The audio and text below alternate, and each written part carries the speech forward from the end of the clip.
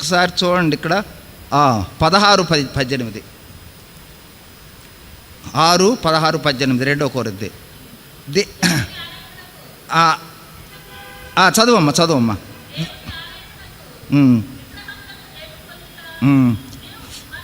మనము జీవము గల దేవుని ఆలయమై ఉన్నాము. రెండవదిగా మనము ఎవరిమి? జీవము కలిగిన దేవుని ఆలయము. ఆ జీవము కలిగిన దేవుడు మనలో ఏ విధంగా ఉన్నాడు అనుకోండి.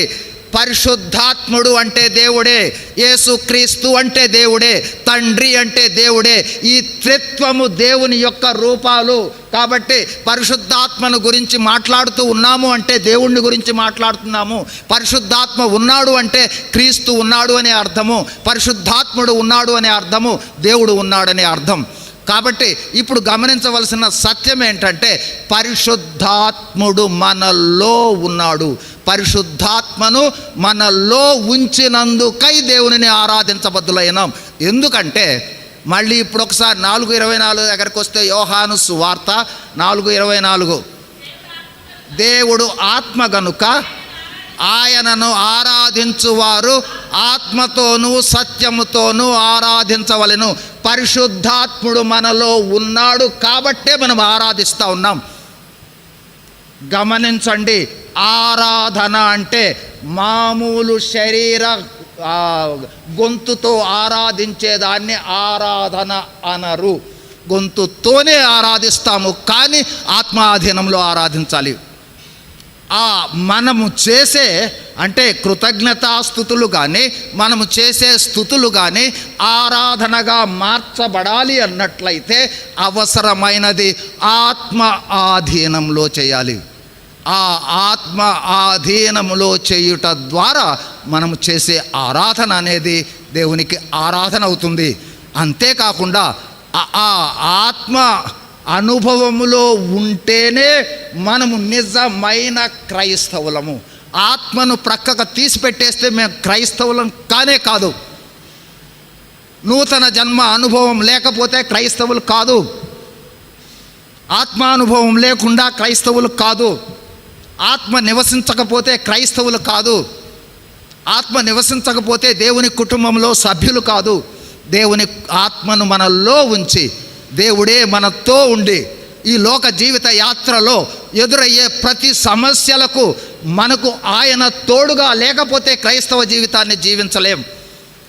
ఆ విధంగా క్రైస్తవ జీవితాన్ని జీవిస్తే కానీ రాకడలో ఎత్తబడలేం.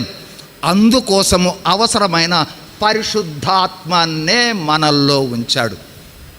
అందును బట్టి ఆరాధించబద్దులై ఉన్నాం. ఈ సమయంలో మరొక 2 విషయాలను జ్ఞాపకం చేసి ముగించేస్తాం. చూడండి, 2 కొరింథీయులకు రాసిన పత్రిక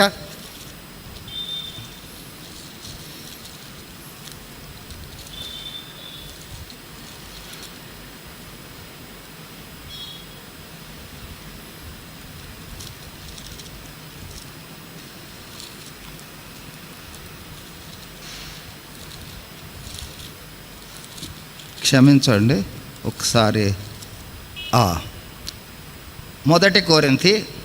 కొరింథీ 6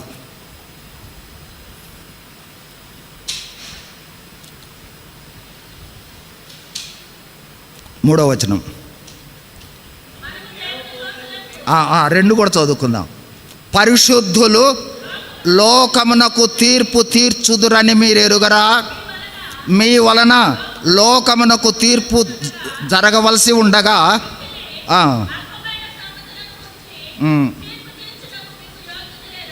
తర్వాత ఎరుగరా? చాలమ్మా. ఇక ఈ లోకంలో ఉన్నంత వరకు చూసాం కొన్ని విషయాలను ఆరాధించటానికి. ఇక ఈ లోకాన్ని విడిచిన తరువాత మనము ఎవరిమి? లోకానికి తీర్పు తీర్చబోతా ఉన్నాము. దేవదూతలకు తీర్పు తీయబోతా ఉన్నాను. ఈ లోకము విడిచిన తరువాత మనకు దేవుడు ఇచ్చిన ఆధిక్యత రేపు జరగబోవు లోకానికి తీర్పు తీర్చే వాళ్ళముగా మనము ఉండటం జరుగుతుంది. దూతలకు తీర్పు తీర్చే అధికారాన్ని దేవుడిచ్చాడు. ఒకానొక సమయంలో రాకడలో ఎత్తబడిన తరువాత మనము దూతలకు మరియు లోకానికి తీర్పు తీర్చే ఆ ధన్యతను ఇచ్చిన ఆ మహాకృపను బట్టి దేవునిని ఆరాధించబద్ధులై ఉన్నాం. ఇక ఆఖరిగా ఒక విషయాన్ని జ్ఞాపకం చేసుకుందాం. ఇప్పుడు చూడండి, 1 పేతురు పత్రిక 2:9. అయితే మీరు చీకటిలో నుండి ఆ ప్రభువారితో పాటు, అట్లాగే ఆ రాజులకు రాజు, ప్రభువులకు ప్రభు అయిన ప్రభువుతో పాటు రాజులముగా ఏలుబడి చేసే ఆ గొప్ప ఆధిక్యత ఎంతకాలము? 1000 ఏండ్ల కాలము మాత్రమే కాదు. ఆ తర్వాత నూతన యెరూషలేము పట్టణమును నిత్యత్వంలోకి వచ్చిన తర్వాత అదే కంటిన్యూ అవుతుంది. చూడండి, ఇప్పుడు 22వ అధ్యాయం 5వ వచనం. రాత్రికి ఎన్నడనైనా ఉండదు, దీపకాంతి అయిన సూర్యక వారికి అక్కర్లేదు.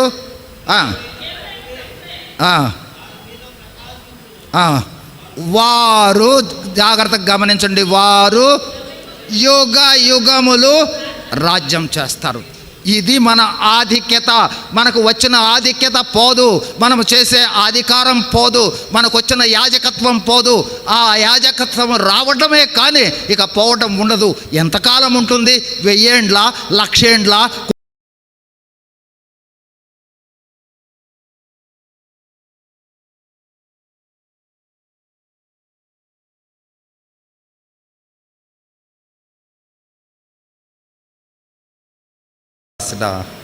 మొదటి పత్రిక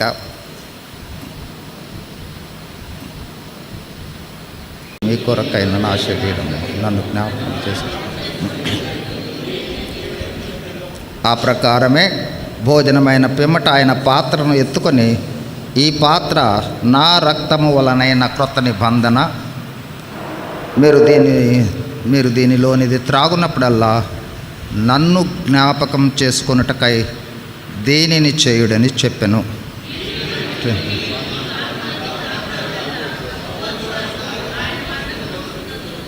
కాబట్టి ఎవడు అయోగ్యముగా ప్రభువు యొక్క రొట్టెను తినునో లేక ఆయన పాత్రలోనిది త్రాగునో వాడు ప్రభు యొక్క శరీరమును గూర్చియు రక్తమును గూర్చియు అపరాధి అగును.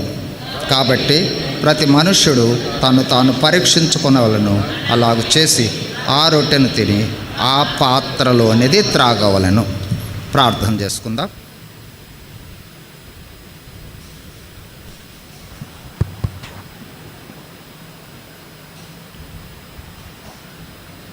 పరిశుద్ధుడైన మా ప్రియ పరలోకపు తండ్రి యేసుక్రీస్తు ప్రభువారి అతి శ్రేష్టమైన మహోన్నతమైన నామములో ప్రభువా, నేను కూడా మీ పరిశుద్ధ మందిరంలో మీ పరిశుద్ధులతో కలిసి ఆరాధించుట కొరకై మీరు ఇచ్చిన శ్రేష్టమైన సమయాన్ని బట్టి స్తుతిస్తూ ఉన్నాం. ప్రభువా, మీరు ఇచ్చిన గొప్ప రక్షణను బట్టి మీ పాదాల చెంత సాష్టాంగపడతా ఉన్నాం. దయగలిగిన తండ్రి, ఈ సమయంలో ప్రత్యేకంగా మీ శరీర సాదృశ్యమైన రొట్టెను, మీ రక్త సాదృశ్యమైన ద్రాక్షారసాన్ని మేము తీసుకొనబోతూ ప్రభువా, మీ యొక్క స్వరాన్ని వినాలని, మీ స్వరము ఆధారంగా మేము సరిచేసుకొని యోగ్యమైన రీతిలో బలలో పాలు పంపులు పొందాలని ప్రభువా మీ వైపు చూస్తూ ఉన్నాం. నిష్ప్రయోజకుడును అయోగ్యుడనైన మీ దాసుడునైన నన్ను సంపూర్ణంగా మీ సిలువ చాటున మరుగుపరిచి మీ ప్రజలమైన మాకు అవసరమైన మీ వర్తమానాన్ని దయచేయి నిమిత్తం ప్రార్థన చేస్తాం. యేసు ప్రభు వారి నామములోనే కృతజ్ఞతాస్తుతులు వందనాలు చెల్లిస్తూ వినయముగా వేడుకొనుచున్నాము తండ్రి. ఆమేన్.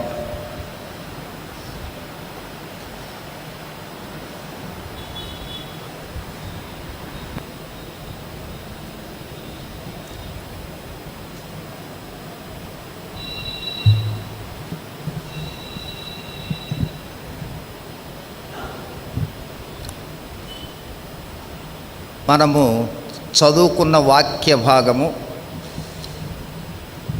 అతి తరచుగా ప్రతి ఆదివారము విడువక చదువుకునే వాక్య భాగం.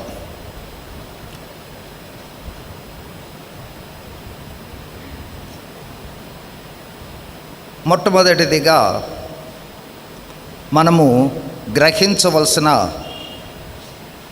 ఒక గొప్ప ఆత్మీయమైన సత్యం ఏమిటంటే, మనము దేవుని మందిరంలో.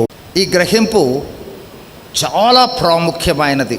దేవుని మందిరానికి మనం వచ్చాము అన్నట్లయితే ఒక్కసారి మన భౌతిక నేత్రాలను మూసి ఆత్మీయమైన నేత్రాలను తెరవడం ప్రారంభిస్తే అద్భుతమైన సత్యాలను మనం చూడగలం. అదే విశ్వాసం అంటే. విశ్వాసానికి సంబంధించి అద్భుతమైన ఒక నిర్వచనం ఉంది. హెబ్రీయులకు రాసిన పత్రిక 11వ అధ్యాయము 1వ వచనమే. విశ్వాసమనున్నది వాటి యొక్క నిజ స్వరూపమును అదృశ్యమైనవి ఉన్నవనుటకు రుజువునై ఉన్నది. చాలాసార్లు ఈ విశ్వాసము అనే పదాన్ని మనము పరిమితమైన దృష్టితో చూడటం ప్రారంభిస్తాం. విశ్వాసము అంటే అదృశ్యమైన వాటిని చూడటం, మనకు కనిపించని దైవ సన్నిధిని చూడటం, మనకు ఈ ప్రదేశంలో పరోక్షంగా దేవుని మహిమ ఉన్న ఆ మహిమను చూడటం, దేవుని సర్వ సైన్య సమూహము మనలను ఆవరించి ఉన్న ఈ ప్రదేశంలో ఆ సైన్యాన్ని చూడటం.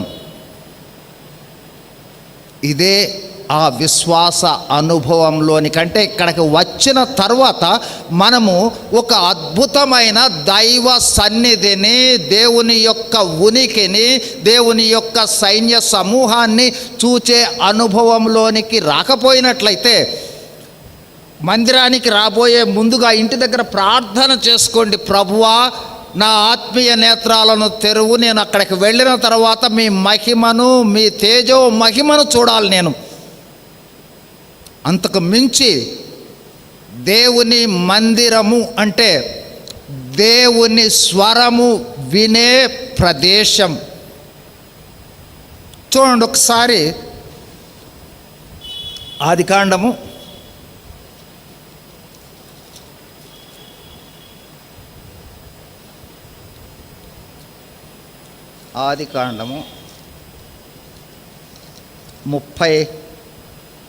28వ అధ్యాయం.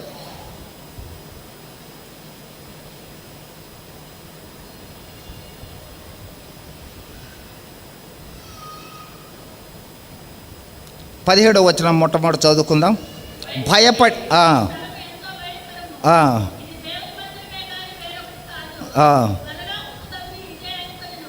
ఆ తర్వాత 20 దగ్గరికి రండమ్మా.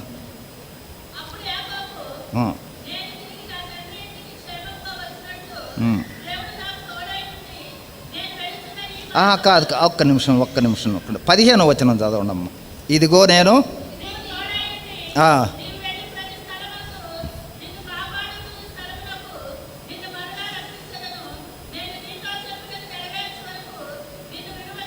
చెప్పగా, ఈ 2 పదాలను ఒక్కసారి జాగ్రత్తగా గమనించండి.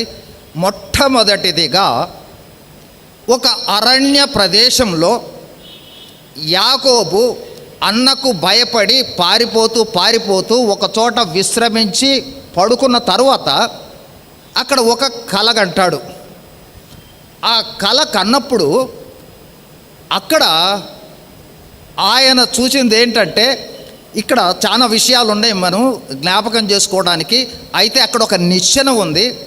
నిచ్చెన పైన యెహోవా దేవుడు ఉండి మాట్లాడుతూ ఉన్నాడు. ఇదే ఏమని, నేను నీకు తోడయ్యుండి అని కంటిన్యూషన్ ఉంది.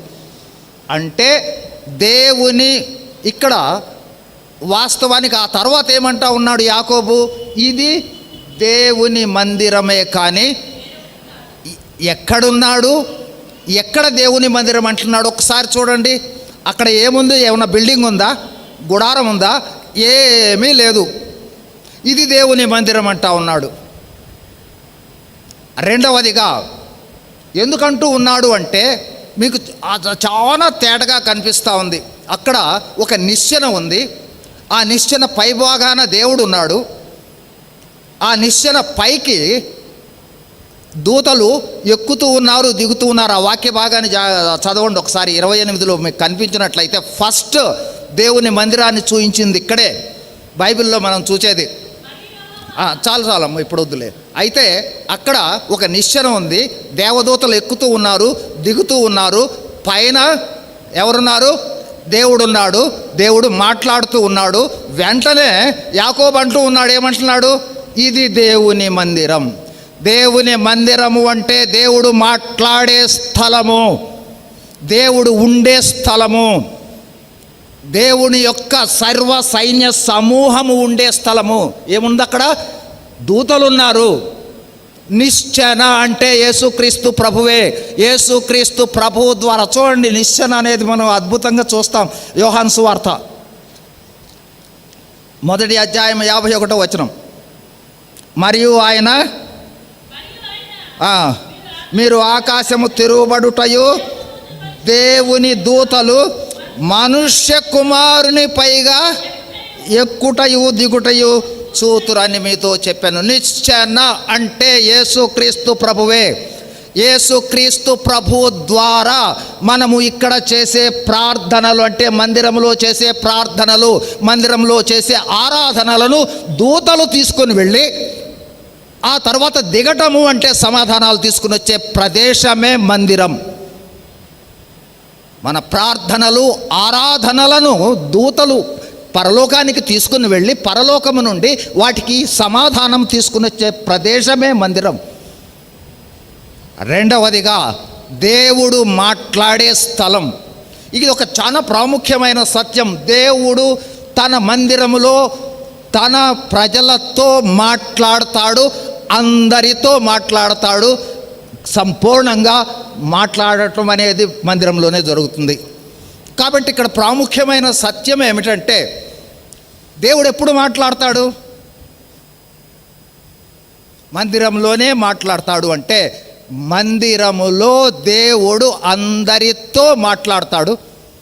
అయితే మాట్లాడే సమయము ఆరాధన ప్రారంభమైన దగ్గర నుండి ఆరాధన ముగింపు మధ్యలో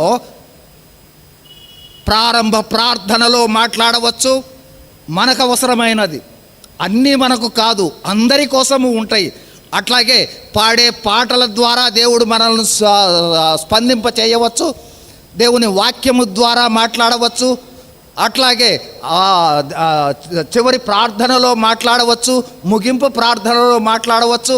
అంతకు మించి దేవుని ప్రజల ద్వారా మనము సహవాసం చేసేటప్పుడు మాట్లాడవచ్చు. కాబట్టి దేవుడు మాట్లాడే సమయము దేవుని మందిరానికి వచ్చినప్పుడు దేవుడు మనతో మాట్లాడే సమయం. కాబట్టి ఈ సమయాన్ని వ్యర్థపరచుకోరాదు. ఎందుకు వ్యర్థపరచుకోరాదు అంటే నాతో మాట్లాడే సమయము ప్రారంభ ప్రార్థనా సమయం అయితే ప్రారంభ ప్రార్థనా సమయము దాటి నేను వస్తే నాతో మాట్లాడే సమయాన్ని మిస్ అయ్యాను అని అర్థం. మళ్ళీ జాగ్రత్తగా వినాలి. దేవుడు మాట్లాడటము అంటే అనేక రీతులుగా మాట్లాడతాడు. దేవుడు డైరెక్ట్గా మాట్లాడతాడు, దేవుడు తన ప్రజల ద్వారా మాట్లాడతాడు, సహవాసంలో సంఘ విశ్వాసుల ద్వారా మాట్లాడతాడు, ప్రార్థన ద్వారా మాట్లాడతాడు. ఇక్కడ ఉన్న సమయంలో ఏ విధంగానైనా సరే మాట్లాడతాడు. అయితే మాట్లాడాలి అనే అనుభవంలో మనము వచ్చి కూర్చోవాలి. ఆయన స్వరాన్ని వినకపోతే మనం ఇక్కడ నుండి సమృద్ధితో తిరిగి వెళ్ళలేం. ఆ స్వరం అనేది వస్తే మీరు గమనించారో లేదో మనకు తెలుసు అందరికీ. హన్నా ప్రార్థన చేయటానికి వచ్చింది. 21వ వచనం. అయితే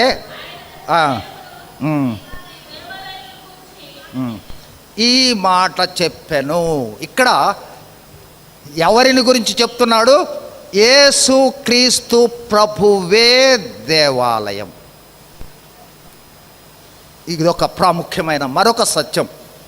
అంటే ఇప్పుడు సంఘముగా మనం ఇక్కడ చేరాము అంటే దాని అర్థం ఏంటి? సంఘము ఆయన శరీరము, సంఘమునకు శిరస్సు యేసుక్రీస్తు ప్రభువు. కాబట్టి సంఘము అంటే యేసుక్రీస్తు ప్రభువే, అదే దేవాలయం. అంతేకాదు, మీరు గమనించారో లేదో, ఇంకొక అద్భుతమైన సత్యము, నూతన యెరూషలేము పట్టణములో అక్కడ దేవాలయం అనేది ఉండదు. ఎవరు దేవాలయము? చూడండి ఒకసారి, ప్రకటన గ్రంథము 21:22. దానిలో ఏ దేవాలయమును నాకు కనపడలేదు, సర్వాధికారి అయిన దేవుడగు ప్రభువును గొర్రెపిల్లయు దానికి దేవాలయమై ఉన్నారు. భవిష్యత్తులో ఆ గొర్రెపిల్లయే దేవాలయం. కాబట్టి ప్రియ సహోదరి సహోదరులారా, జ్ఞాపకం చేసుకోనండి, ఈ దేవాలయం అనే గ్రహింపు మనకు వచ్చినట్లయితే, రాగలిగితే, ఆ దేవాలయము అనే అనుభవంలోనికి రాగలిగితే మనము ఎంత భద్రతలో ఉన్నామో మనం తెలుసుకుంటాం. మనలోనే ఉన్నాడు దేవుడు. అందుకనే మొదటిదిగా రక్షింపబడిన క్రైస్తవులందరూ గ్రహించవలసిన ప్రాముఖ్యమైన సత్యము, ఈ దేవాలయం అనే గ్రహింపులోకి మనం రాగలిగితే ఇక ఆ అనుభవం ఎట్లా ఉంటుంది అన్నట్లయితే చూడండి. ఇప్పుడు చూడండి, మత్తయి సువార్త ఒకే విషయాన్ని 2 సార్లు 24వ అధ్యాయం.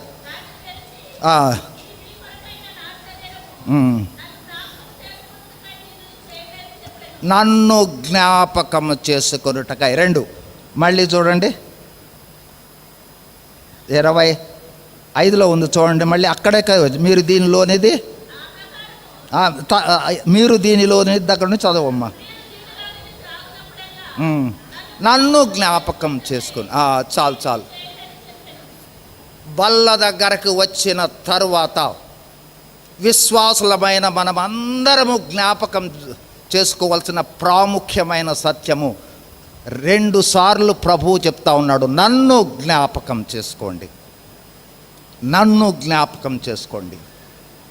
నేను మీకోసం చేసిన త్యాగాన్ని జ్ఞాపకం చేసుకోండి. నేను మీకోసము ఏమేమి వదిలిపెట్టొచ్చానో దానిని జ్ఞాపకం చేసుకోండి. నేను మీ పక్షముగా ఎంత శ్రమ పొందానో, ఎంత త్యజించానో, ఎంత త్యాగం చేశానో దానిని జ్ఞాపకం చేసుకోండి. నేను మీకు ఇచ్చిన వాగ్దానాలను జ్ఞాపకం చేసుకోండి. నేను మీకు ఇచ్చిన ఆజ్ఞలను జ్ఞాపకం చేసుకోండి. నేను వెళుతూ మీకు ఇచ్చిన వాగ్దానాలను జ్ఞాపకం చేసుకోండి. నేను తిరిగి వస్తాను అని చెప్పిన విషయాలను జ్ఞాపకం చేసుకోండి అని అనేక విషయాలు. అంటే ఇక్కడకు వచ్చిన తర్వాత యేసు ప్రభువు వారు చేసిన విషయాలన్నీ ఒక్కసారి మనకు జ్ఞాపకం చేసుకుంటే మనకు అసలు ఎంత గొప్ప రక్షణ ఇది, ఎంత గొప్ప దేవుడు. అసలు అనర్హులం కదా, అపాత్రులం కదా, దేవుడు తన సర్వస్వాన్ని ఇచ్చాడు. సర్వస్వాన్ని జ్ఞాపకం ఉంచుకోండి. చాలా తేలిగ్గా, రక్షణ అంటే సులువుగా వచ్చింది కాదు. దేవుడు తన సమస్తాన్ని కోల్పోతే కానీ మనము కోల్పోయిన సమస్తాన్ని తిరిగి పొందుకొని సమస్తానికి మించిన దాన్ని పొందుకున్నాం. మళ్ళీ జ్ఞాపకం చేసుకోండి, దేవుడు తన సర్వస్వాన్ని కోల్పోయాడు మనకు తన సర్వస్వాన్ని ఇవ్వటానికి. కాబట్టి అంతటి రక్షణలోనికి తీసుకుని వచ్చిన ఆ యేసుక్రీస్తు ప్రభువును మనము జ్ఞాపకం చేసుకున్నట్లయితే, ఆయన ఇచ్చిన వాగ్దానాలను మనం జ్ఞాపకం చేసుకున్నట్లయితే అద్భుతమైన శక్తి కలిగిన వాళ్ళం అవుతాం. మనము ఆర్డినరీ వాళ్ళం కాదు. మనలో ఎవరున్నారు? మనలో ఇప్పుడు జ్ఞాపకం చేసుకోబోతున్న ఒకే ప్రాముఖ్యమైన విషయాన్ని జ్ఞాపకం చేసుకోబోతా ఉన్నాం. ఎందుకంటే వాస్తవానికి మనము మన రక్షణను గురించి కానీ, యేసు ప్రభువారిని గురించి కానీ, దేవునిని గురించి కానీ, ఆయన చేసిన గొప్ప కార్యాలను గురించి కానీ ఎంత తక్కువ తెలుసుకుంటామో అంత బలహీనులుగా ఉంటాం, ఎంత ఎక్కువ తెలుసుకుంటామో అంత శక్తివంతులుగా ఉంటాం, అంత బలం కలిగిన వాళ్ళు ఉంటాం, అంత ధైర్యం కలిగిన వాళ్ళుగా ఉంటాం, అంత నిరీక్షణ కలిగిన వాళ్ళుగా ఉంటాం. అసాధారణమైన వాళ్ళము. ఇంకొక విధంగా చెప్పాలి అన్నట్లయితే ఇప్పుడు ఒక్కసారి జ్ఞాపకం చేసుకోనండి. నన్ను జ్ఞాపకం చేసుకోమని యేసుక్రీస్తు ప్రభువు చెబుతూ ఇక్కడ ఎవరితో చెప్తున్నాడు? ఎవరితో చెప్తున్నాడు? నన్ను జ్ఞాపకం చేసుకోమని బల్లలో చెయ్యి వేసే వాళ్ళతో చెప్తున్నాడంటే నూతన జన్మ పొందిన వాళ్ళతో ఏమని చెప్తున్నాడు? నన్ను జ్ఞాపకం చేసుకోండి అని చెప్తూ ఉన్న ఉద్దేశం ఏంటంటే, నన్ను జ్ఞాపకం చేసుకుంటే మీరెవరో తెలుస్తారు. నన్ను జ్ఞాపకం చేసుకుంటే మీరెంత శక్తివంతులో తెలుస్తారు. నన్ను జ్ఞాపకం చేసుకుంటే మీరు ఏ విధంగా ఉండాలో తెలుస్తారు. మీరు నా పరిశుద్ధాత్ముడు అంటే ఎవరు? దేవుడు యొక్క త్రిత్వములో ఒకరు అంటే దేవుడే. దేవుడే ఉన్న వాళ్ళము మనము కాబట్టి ఆయనను జ్ఞాపకం చేసుకోవడం ప్రారంభిస్తే మనకేమర్థమవుతుంది? ఏమర్థమవుతుంది?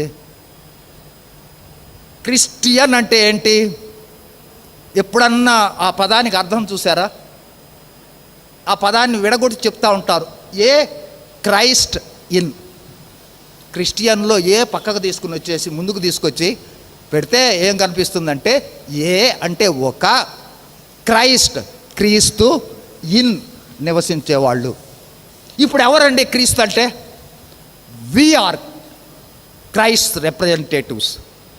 దేవుని ప్రతిరూపాలం మనము, దేవునిని కలిగి ఉన్న వాళ్ళం మనము, క్రీస్తును చూయించవలసింది మనము, క్రీస్తును బోధించవలసింది మనము, క్రీస్తు చెప్పింది చేయవలసింది మనమే. ఆయన ఏ విధంగా ఈ లోకంలోనికి వచ్చాడో, యేసుక్రీస్తు ప్రభువు వచ్చి చేసిన కార్యాలలో ప్రాముఖ్యమైన రెండే కార్యాలు ఏంటంటే, నంబర్ 1, మానవాళి విమోచన కొరకై తన ప్రాణాన్ని అర్పించాడు. రెండవది ఏంటో తెలుసా? ఏంటి రెండవది? ఆదాము వలె తప్పిపోకుండా జీవించటానికి అవసరమైన జీవితాన్ని జీవించి చూయించాడు. రక్షింపబడితే పూర్తయిపోలా. యేసు ప్రభువు వారిని అంగీకరించడం ద్వారా ఆయన చేసిన రక్షణ కార్యంలో 2 భాగాలు ఉన్నాయి. ఒకటి విమోచించబడుట, రెండవది ఏంటి? క్రీస్తు వలె జీవించుట, క్రీస్తు రూపంలోనికి రావుట, క్రీస్తు సారూప్యాన్ని కలిగి ఉండుట. కాబట్టి ఒకటి రక్షణలోనికి వచ్చాం, 2 క్రీస్తులాగా జీవించాలి. అది యేసు ప్రభు వారు చేసిన. ఇప్పుడు గమనించవలసిన, మనమే క్రీస్తు ప్రతిరూపాలము. సంఘమే క్రీస్తును బయలుపరిచేది. క్రీస్తు ఈ రోజున నివసించి ఉన్నాడు. వెళ్ళిపోయాడు అనుకుంటున్నారేమో. ఆత్మస్వరూపిగా యేసు ప్రభు వచ్చి ఈ రోజున ఈ లోకంలో నివసిస్తున్నాడు. చూసే వాళ్ళకి కనిపిస్తాడు. కనిపించాలి వాళ్ళకి అంటే మనము కనిపించేటట్లుగా ఉండాలి. మనమే క్రీస్తును జీవించే వాళ్ళము. మన ద్వారా క్రీస్తు జీవిస్తూ ఉన్నాడు. సంఘము ద్వారా క్రీస్తు జీవిస్తూ ఉన్నాడు. సంఘము ద్వారా క్రీస్తు కనపరుచుకుంటాడు. సరే, ఈ సమయంలో 2 విషయాలను జ్ఞాపకం చేసి నేను ముగిస్తాను. మొదటిదిగా చూడండి, ఇప్పుడు చదువుకున్న వాక్య భాగంలోనే అపోస్తలుల 1 కొరింథీ 11వ అధ్యాయం.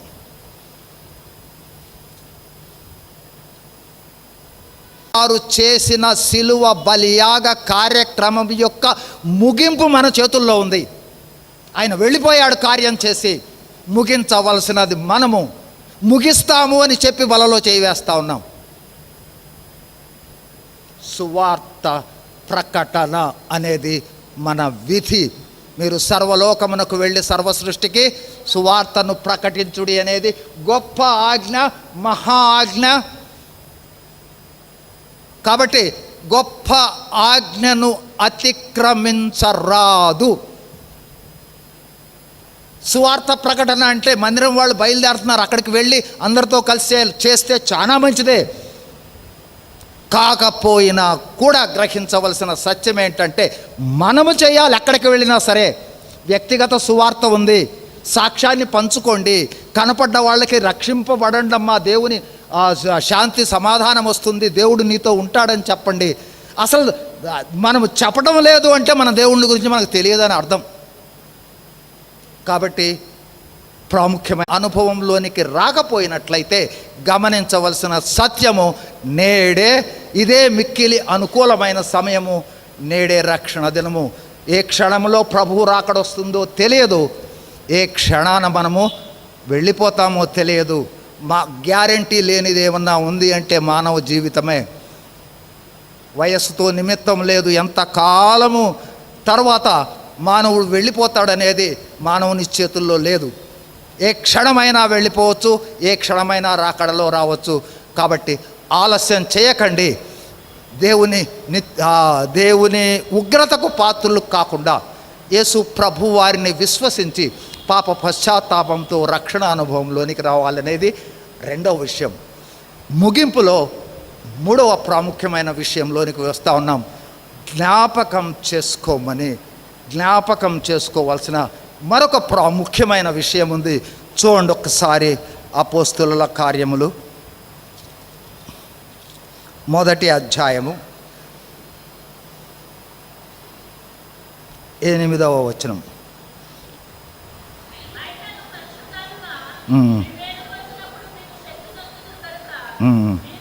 చాలు అంతవరకు చాలు. పరిశుద్ధాత్మ మీ మీదకి వచ్చి ప్రేమించటానికి ఎదుటి వాళ్ళకి దానికి కావాలి.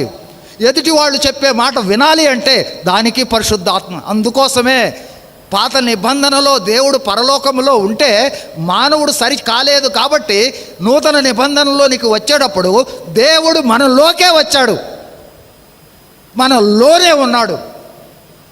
వదిలిపెడితే తప్పిపోతారు వీళ్ళని.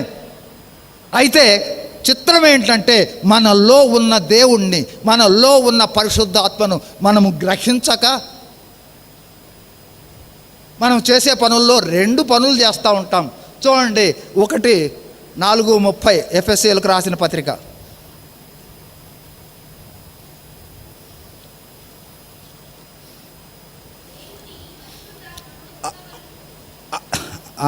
గట్టిగా చదవమ్మ మళ్ళీ ఒకసారి. చాలు అంతవరకే ఆపేసేయండి. ఇప్పుడు తెసలోనికైలకు రాసిన పత్రికలోకి రండి. 5వ అధ్యాయం. అక్కడ ఒక పరిశుద్ధాత్మకు సంబంధించి ఇంకొక మాట, చాలా చక్కని మాట ఉంది చూడు. 19వ వచనం. ఆత్మను ఆర్పకుడి. ఇప్పుడు జ్ఞాపకం చేసుకోబోతూ ఉన్న విషయం ఏంటంటే దేవుడు రూపిగా మనల్లో ఉన్నాడు.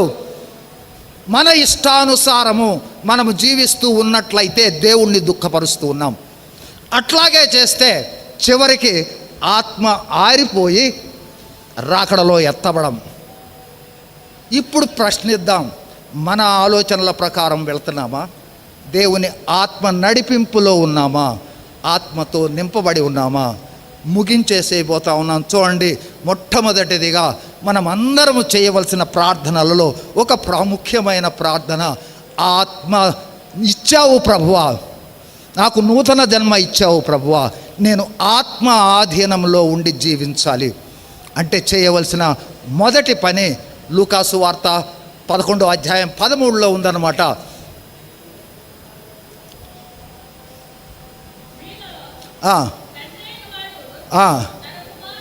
పదమూడు 13 పరలోకమందున్న మీ తండ్రి తన్ను అడుగు వారికి పరిశుద్ధాత్మను నిశ్చయముగా అనుగ్రహించును. కాబట్టి మొట్టమొదటిదిగా ఆత్మతో నింపబడాలి అంటే అనుదినము ప్రార్థన చేయవలసిందే.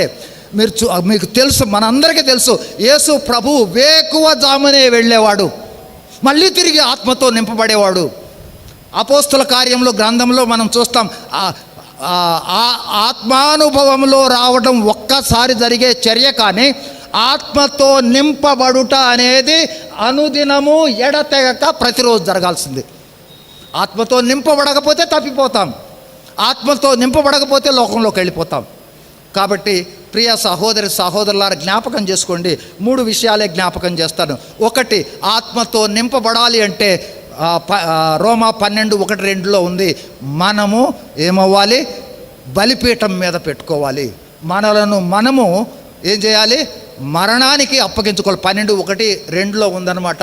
మీరు చూసినట్లయితే అంటే మొదట మనము మరణానుభవంలోనికి వచ్చి ఆత్మ ఆధీనంలోనికి వెళ్ళాలి. 2, ప్రతిరోజు ఆత్మతో నింపబడే ఆత్మదేవుడు ఉన్నాడు.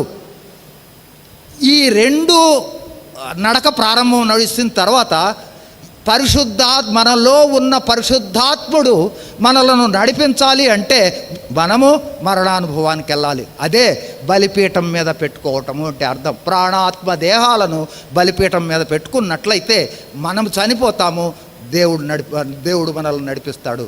ఆత్మతో నింపబడాలి, మనము మరణానుభవంలోనికి వెళ్ళాలి. మూడవదిగా చివరిగా ఏమిటది? దేవుని ఆజ్ఞలను పాటించే అనుభవంలో ఉన్నట్లయితే ఆత్మ ఆధీనంలో ఉంటాము, ఆత్మను దుఃఖపరచము, ఆత్మశక్తితో క్రీస్తును రూపాన్ని మనము సంతరించుకొని క్రీస్తును అనేకులకు ప్రకటించే వాళ్ళంగా ఉంటాము. ఆ విధమైన అనుభవాన్ని దేవుడు మనందరికీ దయచేయునుగాక. దేవుడు తన వాక్యం దీవించునుగా.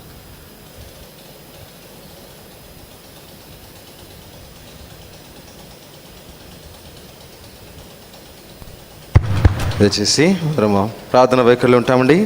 మోకాళ్ళ మీద రాగలిగిన వారందరూ దయచేసి మోకాళ్ళ మీదకి రండి. కుర్చీలో కూర్చున్న వారు కూడా మీ తలలో ఉంచి ప్రార్థనలో ఉన్నట్లయితే వాక్య వెలుగులో ఒకసారి మనం పరీక్షించుకుందాం. కాబట్టి ప్రతి మనుషుడు తను తాను పరీక్షించుకునేవను అలాగూ చేసి ఆ రొట్టెలను తిని ఆ పాత్రలోంది త్రాగవలెను.